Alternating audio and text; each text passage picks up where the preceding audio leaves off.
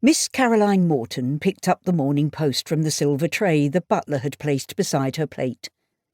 It was a bright, cheerful morning, and Caroline was alone in the breakfast parlour of the rented house on Half Moon Street.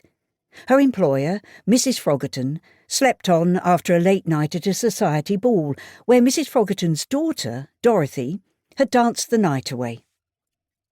Caroline had attended the ball, but since she hadn't danced, she'd hardly exerted herself and had risen at her usual time to start the day.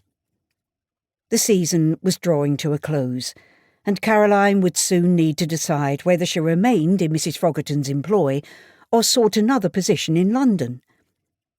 Her employer had strongly indicated that even if Dorothy chose to marry at the end of the season, which seemed more than likely, Caroline would be more than welcome to accompany Mrs. Frogerton back north. Despite her initial trepidation in taking a paid position after being left penniless by her feckless father, Caroline had come to admire Mrs. Frogerton. She treated Caroline like a daughter and had already supported her through several trying events, including a family murder.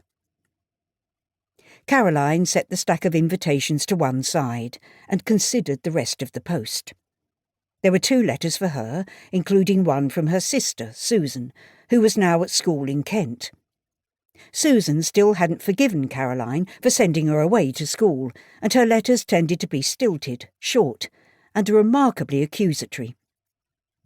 According to Susan, every ill in the world, including the weather, the unfairness of her French teacher, and her lack of fashionable new dresses, was somehow Caroline's fault.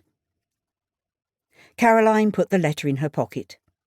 It was a pleasant day, and she was looking forward to visiting Hyde Park and strolling along the paths with Mrs. Frogerton and her dogs. Reading Susan's new list of grievances would depress her spirits, especially when she didn't have the power or necessary finances to change anything. Mrs. Frogerton had generously paid Susan's fees, and Caroline was very careful not to expose her employer to Susan's complaints.